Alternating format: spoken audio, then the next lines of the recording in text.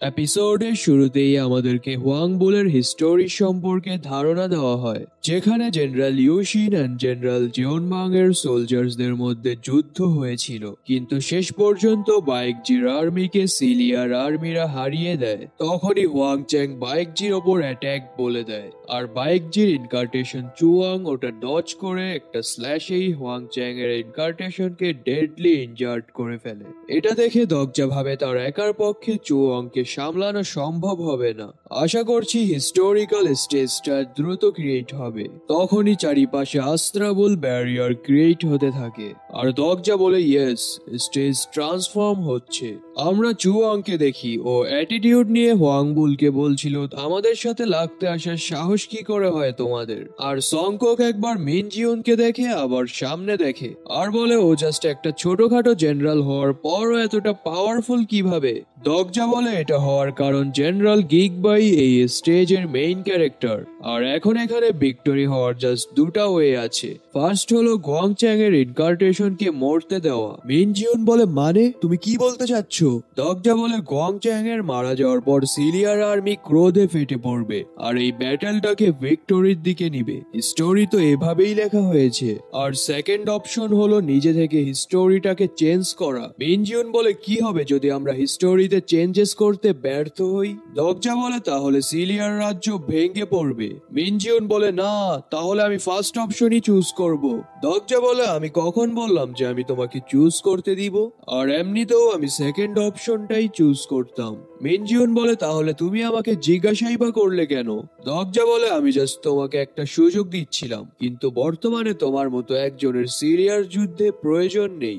স্ক্রিনে লেখা আসে স্টার সিক ওর হেল্পে আপনি একজন হিস্টোরিক্যাল গ্রেট কনস্টেলেশনের কাছে সাহায্য চাইতে পারবেন, আর আপনি যার কাছে সাহায্য চাবেন সে চাইলে আপনার রিকোয়েস্ট অ্যাকসেপ্টও করতে পারে আবার রিজেক্টও করে দিতে পারে।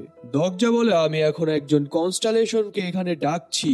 চুয়াং বলে বাস্টার্ডস, তোমরা কি করার পরিকল্পনা করছো? সংকক আবার মিন জিওনের সামনে এসে ভাব মেরে বলে আপনি আমার পিছনে যান, আমি আপনাকে গার্ড করছি। তখনই দগজা বলে কল সিলিয়াস ওয়ারাং জেনারেল কিং হেংমু। এটা শুনে তো সবাই অবাক হয়ে যায় আর চারিপাশটা নিস্তব্ধতায় ছেয়ে যায়। আমরা গ্যালাক্সিসে স্টার্স চমকাতে দেখি। স্ক্রিনে লেখা আসে স্টার্স নেগোসিয়েশন বিগিন। তখনই একটা স্টার খুব বেশি মাত্রায় চমকাতে থাকে আর স্ক্রিনে লেখা আসে কনস্টেলেশন কিং হেংমু আপনাকে দেখছে। আমাদেরকে তার সম্পর্কে ধারণা দেওয়া হয়। সে ছিল সিলিয়ার একজন জেনারেল যার নাম ইউশিন। তার মৃত্যুর পর তার বীরত্বের কারণে তাকে কিং টাইটেল দেওয়া হয়েছে। স্ক্রিনে লেখা আসে কনস্টেলেশন কিং হেংমু তার জীবনের ইতিহাসে হস্তক্ষেপ করতে চাইছে না, আর সে আপনার রিকোয়েস্টটা রিজেক্ট করে দিয়েছে। দগজা বলে না জেনারেল, আপনি এরকমটা করতে পারেন না। সাংহা বলে উঠে দাঁড়ান জেনারেল, আমি জানি আপনি আমার কথাগুলো শুনতে পাচ্ছেন। আমি আপনার গল্পগুলো শুনেছি, যদিও তা জাস্ট ইতিহাসের পাতায় পড়েছি, তারপরও আমি আপনাকে এবং আপনার হিস্টোরিকে সম্মান করি, কিন্তু ইতিহাসের কিছু অংশ লেখার পরেও অসম্পূর্ণ। এজন্য কি আপনার অনুশোচনা হয় না?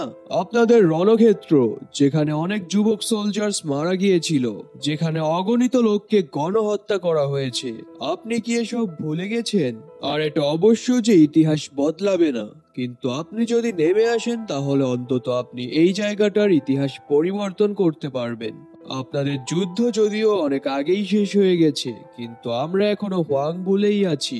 স্ক্রিনে লেখা আসে কনস্টেলেশন কিং হেংমু ক্যারেক্টার সাংহার কথাগুলো শুনছে, আর দগজা তো অবাক হয়ে সাংহাকেই দেখতে থাকে আর ভাবে তাই তো বলি, অফিসের মধ্যে তাকে সবাই প্রেজেন্টেশন কুইন বলে কেন। তখনই দগজার উপরে স্টারলাইট এসে পড়ে।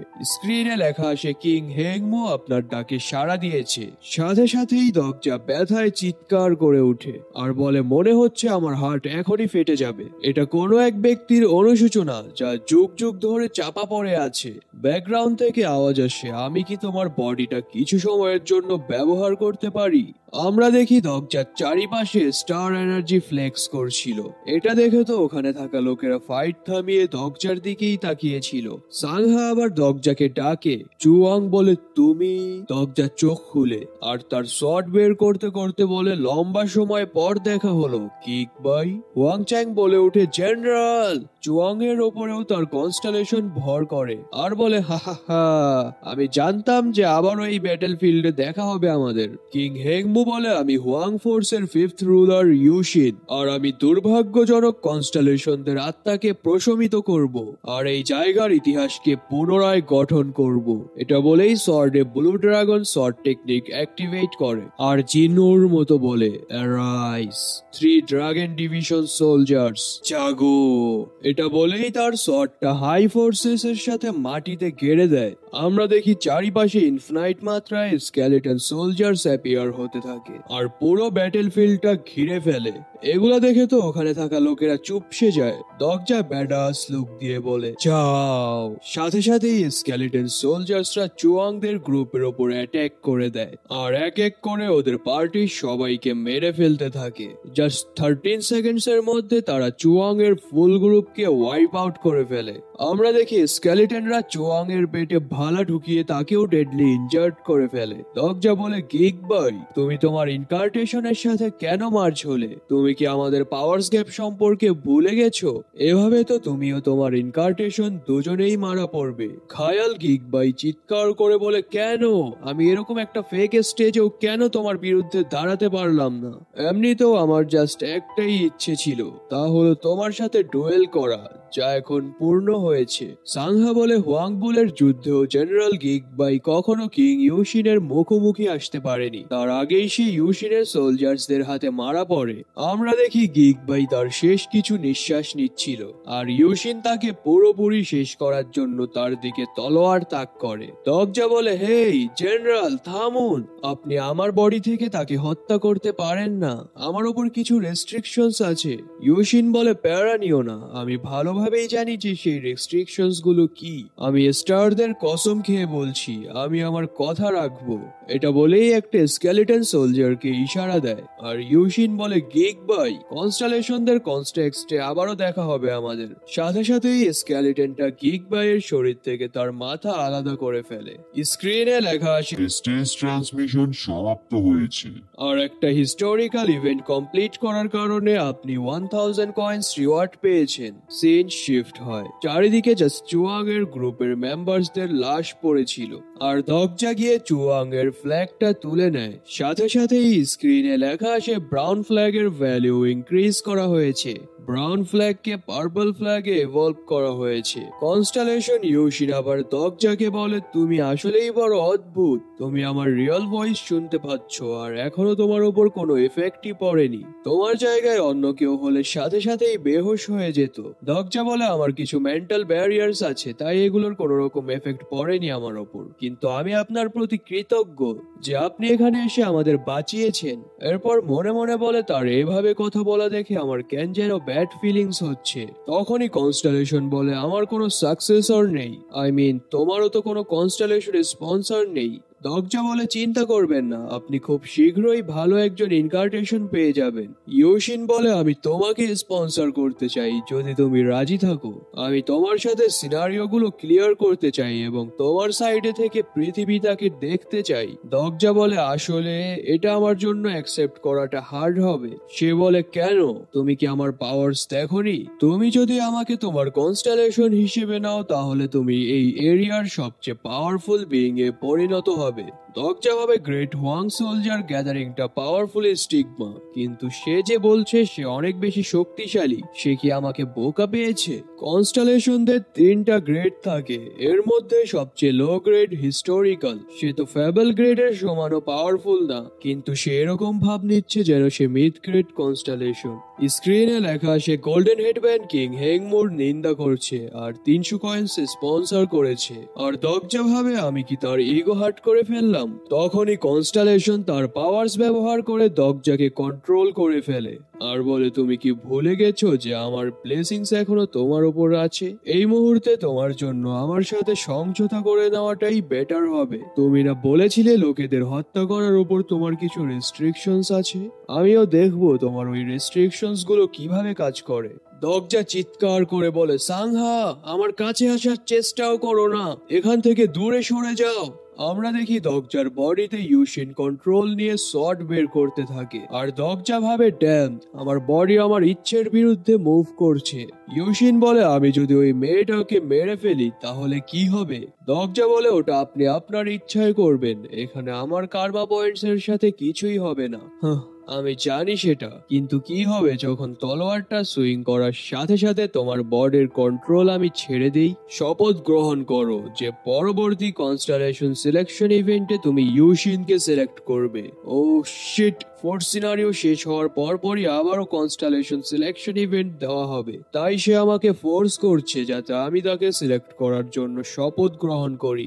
ড্যাম, আমার যদি কনস্টেলেশন সিলেক্ট করারই থাকতো তাহলে আমি ফার্স্ট সিনারিওতেই ফেয়ারওয়েল গ্রেট কনস্টেলেশন গোল্ডেন হেডব্যান্ডকে সিলেক্ট করতাম। তখনই দরজার স্কিল ফোর্থ ওয়াল অ্যাক্টিভেট হয়ে যায় আর তার কনসিয়াসনেসে ওয়ার্ড ঘুরতে থাকে। এতে ইউশিন একটা হাই ভোল্টেজ শক খায় আর দরজার মাইন্ড থেকে তাকে কিক আউট করে দেওয়া হয়। আর এর ফোর্স এতটাই ছিল যে সে আবার ওই স্টারে ব্যাক চলে যায়। সে তো অবাক হয়ে এটাই বলতে থাকে, কিভাবে একজন সাধারণ মানুষ আমাকে কিভাবে কিক আউট করতে পারে?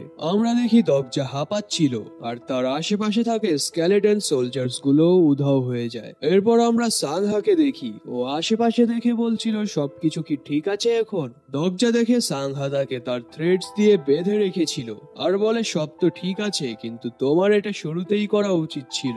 সাংহা বলে, হ্যাঁ আমি দুঃখিত, আমার মনে হচ্ছিল আমি যদি আপনার কাছে যাই তাহলে আমার ওপর অ্যাটাক হয়ে যাবে, কিন্তু আমি আপনাকে এভাবে ফেলে রেখেও তো যেতে পারি না, তাই আমার থ্রেডস দিয়ে বেঁধে রেখেছিলাম। এসব আবার অপর প্রান্ত থেকে মিনজিউন ও তার দলবল লুকিয়ে লুকিয়ে দেখছিল। দরজা বলে, তোমরা দেখছি এখনো এখানেই দাঁড়িয়ে আছো। মিনজিউন বলে, হ্যাঁ এমনিতেও আমরা সবাই সেম ডিরেকশনেই তো যাচ্ছি, আসলে আমরা এসেছিলাম হেল্প করতে, কিন্তু এটা ভাবিওনি যে আমাদের এই হেল্পের প্রয়োজন পড়ে যাবে। দরজা বলে, যাই হোক, পরের বার যখন আমাদের দেখা হবে তখন আমরা দুজন দুজনের শত্রু থাকবো। মিনজিউন বলে, কেন? আমরা তো এখন সেম সাইডেই আছি, তো আমাদের মধ্যে কি ফ্রেন্ডশিপ হতে পারে না? ফ্রেন্ডশিপ তো হোয়ারাংদের একটা বৈশিষ্ট্য। দরজা ভাবে, রুলার অফ বিউটি, সে কি এবার ভালো শাসক হতে পারবে? আর সংকোকের উদ্দেশ্যে বলে, আমাদেরকে এখন যেতে হবে, তো তাকে দেখা বন্ধ করো আর সামনে আগাও। সিন শিফট হয়, দরজা কোথাও একটা গিয়ে মিনসব বলে ডাকতে থাকে। ওপাশ থেকে মিনসব বলে, রিপ্রেজেন্টেটিভ স্যার, আমি এখানে। দরজা বলে, কতজন লোক এখান দিয়ে গিয়েছে আর তাদের ফ্ল্যাগের কালারস কি কি ছিল? মিনসব বলে, টাইরেন্ট রুলার সহ আরো 9 জন রুলার, সাথে ফার্স্ট অ্যাপোস্টালও। এর মধ্যে 7 জনের কাছে পার্পল ফ্ল্যাগস ছিল আর 2 জনের কাছে ব্রাউন ফ্ল্যাগস ছিল। আর আমি ইনভিজিবল ক্লথস এর সাহায্যে ভালোভাবে দেখে যতটুকু বুঝতে পেরেছি, টাইরেন্ট রুলার এন্ড ফার্স্ট অ্যাপোস্টালের ফ্ল্যাগ থেকে ডার্ক অরা রিলিজ হচ্ছিল। দরজা বলে, ঠিক আছে, তাহলে তোমরা দুজন এখানেই রেস্ট করো, মিউজিয়ামে শুধুমাত্র আমি, সাংহা এন্ড গিলিয়ংই যাব। এরপর আমরা মিউজিয়ামের সিন দেখি। দরজা বলে, আমরা 3 জনই এই ডানজন ক্লিয়ার করার জন্য যথেষ্ট। স্ক্রিনে লেখা আসে, new hidden scenario arrive, hidden scenario relic trials, clear conditions যথাযথ লোকেদের নিয়ে ডানজনে প্রবেশ করে রেলিক ট্রায়ালস কমপ্লিট করা। Select the type of dungeon, 1 player dungeon, 3 player dungeon, 5 player dungeon and 7 player dungeon। দরজা বলে, আমি 3 player dungeon অ্যাকুপাঞ্চার ডল সিলেক্ট করছি। সিলেক্ট করার সাথে সাথেই ওরা ওখান থেকে টেলিপোর্ট হয়ে ডানজনের ডাইমেনশনে চলে যায়। ওখানে যেতেই দরজা সামনে দেখে আর বলে, এরা 7th grade replica species acupuncture dolls. তখনই ডলস গুলা ওদের ওপর অ্যাটাক করে দেয়। সাংহা আবার ওর হাতে থাকা লাঠি দিয়ে ডলটাকে একটা হিট করে, কিন্তু এতে ডলটার ওপর কোনো রকম এফেক্ট পড়ে না। সাংহা বলে, মিস্টার দরজা, আমরা এখন কি করব? এই ডলগুলোর ওপর তো কোনোভাবেই ড্যামেজ পৌঁছানো যাচ্ছে না। দরজা বলে, ডলস গুলোর গায়ে ভালোভাবে লক্ষ্য করো, ওখানে থাকা অ্যাকুপাঞ্চার পয়েন্টস গুলো আলাদা আলাদা, যার মধ্যে কিছু পয়েন্টস মাহিওল, কিছু সাহেওল আর কিছু আহেওল। এর মধ্যে যেই পয়েন্ট থেকে বেশি লাইটিং বের হবে ওটাই হিট করবে। এটা বলেই সামনে থাকা একটা ডলের অ্যাকুপাঞ্চারে হিট করে। সাথে সাথেই ডলটা ভ্যানিশ হতে আরম্ভ করে। স্ক্রিনে লেখা আসে প্রথম ব্রঞ্জ ডলকে হান্ট করা হয়েছে, আর এখনো আরো 99 ব্রঞ্জ ডলস বাকি আছে। দরজা বলে চলো তাহলে এই স্টেজটা দ্রুত ক্লিয়ার করে নেক্সট স্টেজে মুভ করা যাক। সিন শিফট হয়, আমরা দেখি দরজার পার্টি ডানজন থেকে বের হয়ে এসেছে।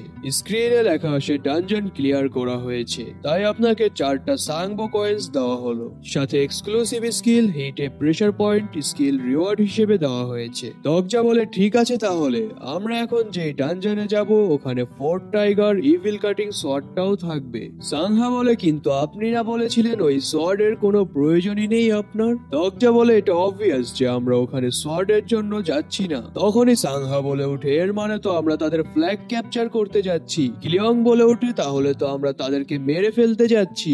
এগুলো বলার পর মুহূর্তেই ওরা রিয়েলাইজ করতে পারে যে ওরা কি বলেছে, আর ওদের মুখ ফিকা পড়ে যায়। কিলিয়ং বলে ভাইয়া আপনি চিন্তা করবেন না, তাদেরকে মারার জন্য ফাইনাল স্ট্রাইকটা আমি করব। কিলিয়ং তোমাকে কেয়ারফুল থাকতে হবে, এটা মোটেও কোনো গেম নয়। হ্যাঁ ভাইয়া আমি জানি, আপনি চিন্তা করবেন না। এরপর ওরা সামনে একটা ডানজন গেট দেখে, যেখানে এন্টার করতে হলে 10টা সাংবো কয়েন্স প্রয়োজন। তো দরজার কাছে অলরেডি 4টা আছে, তো সে সাংহা ও কিলিয়ং এর থেকেও 3টা করে সাংবো কয়েন্স নিয়ে নেয়। এরপর একটা করে ডানজন গেটে সাংবো কয়েন্স লাগাতে থাকে। তো লাস্ট কয়েনটা লাগানোর সাথে সাথেই দরজাটা গ্লো করতে আরম্ভ করে, আর গেটটা ওপেন হয়ে যায়। দরজার সামনে কিছু একটা দেখে হা করে তাকিয়ে থাকে, কারণ সামনে আগুন জ্বলছিল, আর দেখে মনে হচ্ছিল ওখানে মানুষদের লাশ পোড়ানো হচ্ছে। তো ওরা সবাই ওখানে এন্টার করে, আর স্ক্রিনে লেখা আসে আপনারা বিগ দ্বীপার ডানজনে এন্টার করেছেন। তো এরই সাথে আজকের এই এপিসোডটার এখানেই সমাপ্তি হয়।